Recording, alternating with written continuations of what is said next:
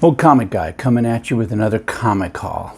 This one is not local, at least not local to me. This is a comic haul from Utah, from basically center Utah area, Provo, Salt Lake, actually, and then some to the south. So I had to run to Utah. I make it sound like I'm just running out for milk. That's not really the case. I had to go to Utah, central Utah, for some stuff. So my wife went with me. I only needed to be there for a day, but this way we got to spend some time together. But it was pretty quick. It wasn't like a long trip, and I wanted to actually share what I got. So I did hit some comic shops in there, or stores that kind of treat themselves like comic shops, and we'll kind of talk about that. So let's begin. Drove up, was staying in Provo, got there a little bit early so I couldn't check in. But I did see down their main stretch a shop called Dragon's Keep. And Dragon's Keep says it has games, but it says it has comics. And I was like, okay, cool. So we figured out the parking and, watch for one-way roads and all that sort of stuff. And we get back there and I go in. And initially, when you walk into this Dragon's Keep in Provo, on the left, you have some new books, right? New comics. And I'm like, okay, that's promising. And then there's shelves with graphic novels. So I'm like, all right, pretty cool. But then as we got a little bit farther in, it's games, like lots of games, D&D, board games, any sort of like that sort of stuff, games, card games, Magic, those sort of things, right? And I'm kind of feeling disappointed because I look for the old books. I'm not really, I get some new books, but I'm not really worried about those. Then I look in another room and it looks like the room is set up for them or it's where they would set up tables. There's tables on a wall. It's where they set up tables to role play or do those like Warhammer or something like that, right? And I'm like, oh. But then I see comics at the end and boxes of comics. So I'm like, okay, cool. So my wife's with me. We head over there. I start looking. Of course, I'm looking for All-Star Squadron, any of the stuff with the Golden Age characters in it. And I find some stuff, but there's no price on it. So red flag, right? Yeah, I know. It definitely is a red flag. I do not like going into a shop and not finding prices on stuff. If it's dollar books and you've just labeled the outside dollar books or $2 books or whatever, I get it. That's fine, right?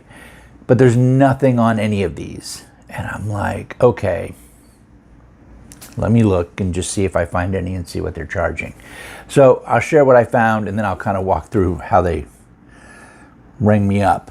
So, America versus the Justice Society. This is a Roy Thomas wrote it. This is a 4-issue miniseries. This is issue 3. Issue 3. And this was just a pretty awesome story arc. And so I enjoyed it. Obviously, it has a lot to do with the war and the characters during the World War II. So I found that. I found a Young All-Stars, number 3. This is the one with Flying Fox on the cover and these awesome rounds. Now, these didn't last long. They did these for the first 6 or 7 issues. I don't remember exactly how far. This was the sequel to the All-Star Squadron. So it had a lot of the All-Star Squadron characters in it, but it's a pretty cool set of covers. The SM here is actually on the bag. I did double check before I ever even walked up to the front. And I thought, well, maybe that means like a price, right? So these were the ones that I first found. And then here's Dan the Dynamite, which is pretty cool. Again, this sort of covering only lasted for about 6-7 issues, and then they became normal, comic covers. But those covers are kind of cool. And then my wife saw this Justice League of America with the floating heads, and of course she grabbed it. in her stack. My wife looks at one side and I look at the other, and we work towards the middle. My wife does not collect comics. She's not a comic person, but she does know what I like, and there is some stuff that she likes. But she's definitely not a comic person. I always kind of kid. My wife brought me to plays, musicals, art exhibits, and stuff like that. And I brought her along to Comic Cons and bluegrass festivals. So I married up. She also found The Human Fly. She knows I have an interest in this. This is a creation of Bill Matlows, who I think did so much for Marvel. Anyway, this is issue 2.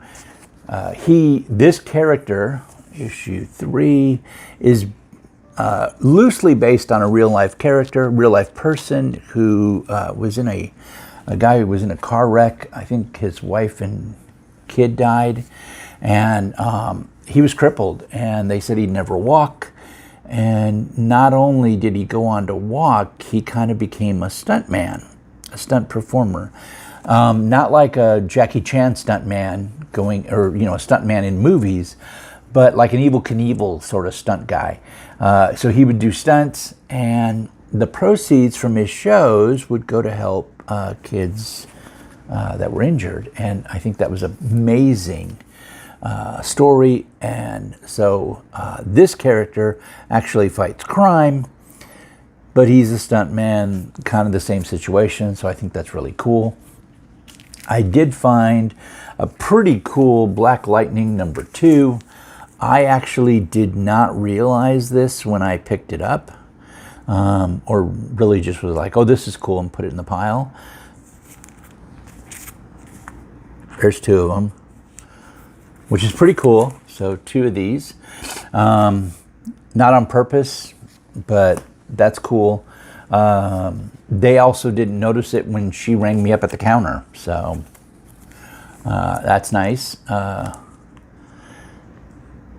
87, Power Man and Iron Fist, with Moon Knight on the cover there, which is awesome. These are just some great stories. I gotta say, Power Man and Iron Fist was one of the first Marvel books that I really kind of fell in love with.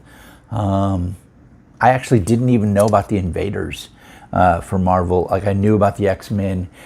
Everyone was a Wolverine fan back then. And I knew about some of the other characters. But I never gravitated to the big guys, right? I wasn't a huge Superman fan. I mean, I like the character. Batman, not really a huge Batman. Wonder Woman, I mean, they're okay. They're cool. And I get books that have them in it, and I love some of the stories. But they're not my go-to. It's usually those obscure heroes or less known heroes. And these guys were kind of them, and I kind of loved it. And so through them, I discovered a lot of Marvel comics, including the Defenders, which I did find a Defenders book. So pretty cool. They had a ton of books, but I didn't want a huge pile. I had more than this when I went up to the counter. And so I had found some other Defenders issues and some other Power Man and Iron Fist issues. There was some, what else was there? Just a bunch of other issues. And I went to the counter and was like, okay, what do we got? And so I said, none of the books are priced back there. I wasn't sure how much these were. And I thought she'd give me like, they're $3 each, or they're $2 each, or something like that. Oh, she goes, we look them up. And I said, like, you haven't got them processed? I shouldn't have been back there? And she goes, no, that's how we sell them. We just look them up when you get to the counter. And in my head, I'm thinking, what? Like, how do you sell comics then? If somebody walks in and can't tell how much something is. And I thought, okay. And I go, well, you have them on the computer then? And she goes, yeah. And so she starts looking them up, and she's going through each one, and I'm like, and she's telling me what each price is. And at one point she tells me the price of one of the Power Man and Iron Fist, and I'm like, where's the pricing coming from? Like, you have this one at $2, and you have this one at $8. So like, that's weird. And I'm thinking to myself, like, that's maybe a key, but really it's not. In fact, it was the issue where the replacement for Danny comes in, where Danny had, I don't want to give too much, but near the end of the series, Danny gets replaced by a cloned creature, and he's supposed to defeat them, but in the end he ends up just basically becoming Danny, and then dying. So like I think that being was in there for like, I don't know, maybe 8 issues. I think it was only like 4. Anyway, I'm like, wait. And so I don't really think that's a key. Like, that's just part of the story arc. But I was like, okay, why? And she goes, oh, we look them up on My Comic Shop. And I have nothing against My Comic Shop. I've bought books from My Comic Shop. I like My Comic Shop. Their grading is very good. She's not grading these. She's not looking at them for grades or anything else. And I'm like, so what grade do you guys assign these? And she goes, oh, we just hit, whatever first pops up. And I'm like, yeah, I don't want that one. And so we went through the list. I don't want. And I was like, I won't come back and dig through the rest. There is no way. I just thought that was really, really weird. In my eyes, I don't know. I think a comic shop should have everything priced. Don't get me wrong. My regular store does not have everything priced. But if it's, when I'm saying he doesn't have everything priced, I'm saying that the stuff in the dollar bins are not priced, but they're clearly labeled dollar bins. The stuff in the $2 bins is not priced, but it's clearly labeled that it's a $2 bin. And they have like these dual stripes across the top of the bag, like with a Sharpie or something, right? So I know that's a $2 book. They come bagged and board. They do bag and board those. The dollar books, they don't all bag and board. It's just however they came in. So sometimes they're in these weird bags that have stuff on it.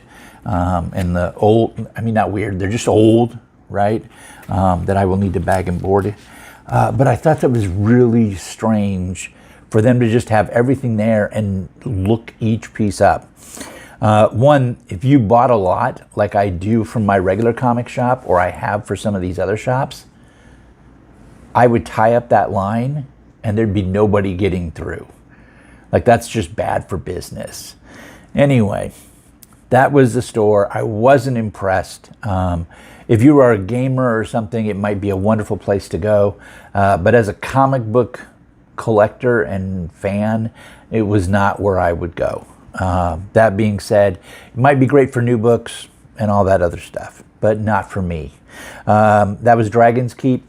So that night we get checked in. The next day, I don't have to go do what I need to do. It's actually the day after. So the next day we run into, Orm and Provo are kind of connected. No, this was the same day. This was that night. So we get checked in. We're going to go get food. I'm looking, of course, I look to see if there's any comic shops nearby. And there's a comic shop called the Nerd Store, and it is in Orm. Orm is right next to Provo. For us in the Phoenix Valley, it's like saying, we say Phoenix, and sometimes people say they're from Phoenix, and they're really from Mesa or Tempe or Glendale or Peoria, any of those. It all kind of lumps together, and they all touch, right? Peoria and Tempe and Scottsdale are touching, and Tempe and Phoenix are touching, and Phoenix and Scottsdale are touching, and Tempe and Mesa are touching. And other than where there's tribal lands where we don't quite touch, but we are touching the tribal lands then, right? So, there's places where we touch the Salt River Pima community. It's just, yeah, we're touching, and that's the same way Provo and Orem is. They're touching. So it wasn't like it was very far, but we were going to get something to eat, and I saw this, on Google, so I just followed it there. And then it takes me to a mall, and I'm like, oh, a store in a mall. They can either be phenomenal or they can really be bad. So I'm like, maybe this is not going to be a good trip for comics, which is okay. I'm there for other reasons. Anyway, I go in, and it's got new books on the one side, which is great. Then it's got a lot of pops and figures, and then there's game stuff, and it's kind of a everything store. And I'm like, okay, called the nerd store. It kind of makes sense. There's Star Wars stuff. There's all this stuff. And I'm like, okay, cool. And I see comics in the back, so I head there. Not a ton. They have a bunch of sets that they've created, which are pretty cool. And they're just like runs of a particular book. Nothing I was necessarily had to have. I mean, if they'd had a run of All-Star Squadron or Young All-Star, any of those, I would have grabbed it. But they didn't have that. They had their selection of back issue books was okay. It wasn't huge. Had some, graded books or higher grade books along the walls and stuff, but nothing I was that interested in. But they had some dollar books, so I started looking in the dollar books. And of course, my wife's with me, and she saw this Airboy, and so we picked up Airboy. This is by Eclipse. This is number 1. This is supposed to be a recreation of Airboy, and he's actually the son of the original Airboy, which is kind of cool. So this is number 1. She thought that was cool. And then I saw these superpowers that Dynamite did, and these were public domain heroes. And I'm not quite sure what, I want to say Lash Lightning. No, it's not. I'm not quite sure who this one is. Maybe Dynamo. I don't know. I'd have to read it and look. I'm actually doing this right after I get home. So this video, we just got in the house. I got stuff put away, and I'm pulled it over here, and I'm recording. I'm going to try to do it in one video, not one video. There's a lot. So you're going to probably get 2 or 3 videos from this, and I'm just going to do them like this. And I'll try to get at least one uploaded tonight. The other 2 probably tomorrow morning. But we're going to try to get these out to you guys right away. And then number 6 of the same superpowers. This is the Blue Beetle, except I think he goes by Beetle in the superpowers story arc. This one I know. So interesting thing about this, Blue Beetle has a long history, right? So he's a Golden Age character. Originally, he just wore a suit, kind of like Green Hornet sort of thing. His calling card was a blue scarab, so a la the name Blue Beetle. He fought crime, and that character, that Fox character, that Dan Garrett, was actually a police officer. And there's something with the way they spell Garrett. So if I'm right, this is Fox, if I remember correctly. And I think he used 1 R or 1 T, and the other one used 2. Or he used 2 and the other one used 1. Anyway, so this one's a police officer, and he basically switches into a suit to fight crime, and then he gets the traditional Blue Beetle suit that everyone remembers from the Golden Age, and a pharmacist gives him a vitamin because he's been injured, and he goes to his friend, and part of the byproduct of that formula, that vitamin, gives him some superpowers, and he continues to fight crime.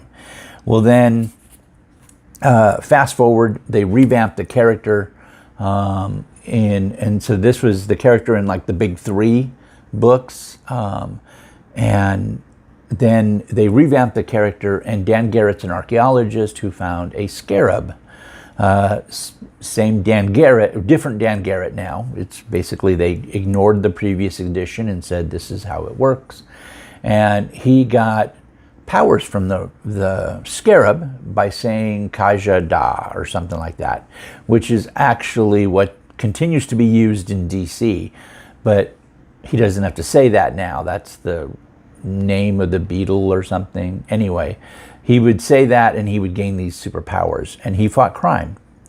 That Dan Garrett was absorbed into Charlton, and they used Ted Kord to take over the role. And Ted Kord didn't have the beetle, he just had his genius intellect and was pretty agile. He built some gadgets and stuff to help him along his way, and that Blue Beetle fought crime in the Charlton books. And then DC licensed that, or actually basically took over Charlton, and or was it Quality? No, it's Charlton. And then DC had the rights to that character for a certain length of time. They technically don't own that character after a certain point. This gets weird. Because of the way copyright laws work, DC actually won't keep or hasn't kept that copyright for that Blue Beetle. The only Blue Beetle DC officially owns, I believe, is the Jamie Reyes, the new version. Even though he relies on the other two, those other ones are public domain. Yeah, so it gets really weird with Golden Age characters that aren't revamped or reused. So anyway, I'm at this, got sidetracked by the Blue Beetle. It'll happen. Anyway, I picked this up. Those were the only three, and then I went up to the counter and I said, I don't want to be, I'm not trying to be a jerk. Your store is very nice, but are there any stores in the Provo, Salt Lake area that are comic shops, like real comic shop, strictly comics and stuff? And he goes, no offense, I get it. He goes, yeah, there's a couple. They're not here, they're in Salt Lake. And I said, okay. And he goes, I'm going to give you 3. And he goes, I'm going to write them down.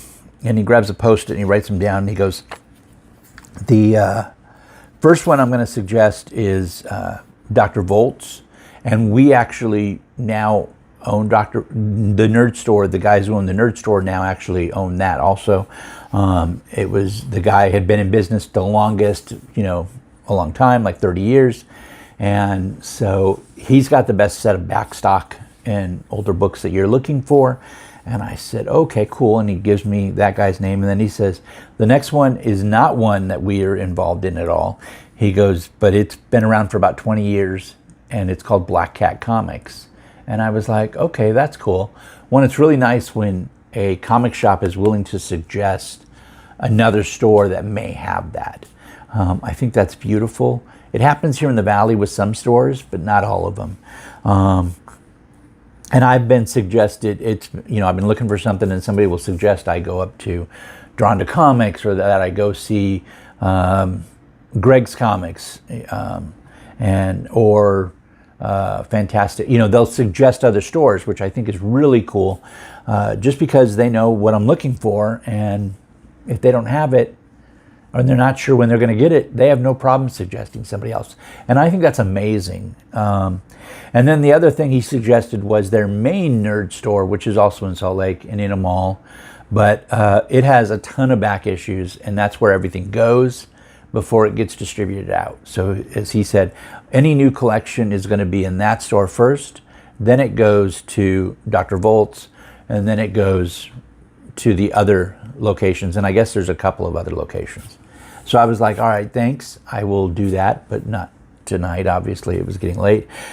So we got some food. We left. We got some food, headed back. And then the next day, our plan was my plan was to do some work. I had to work. And then the following day, we'd do all the shopping. So we had a plan. My wife plotted that out while I was at work. And I guess we'll cut here. I'll end up telling you the rest of the story when I show you the rest of the collection or the stuff I bought. So you guys take care of each other. If you like the content, please hit the like button, subscribe. There'll be more from my Utah haul coming up.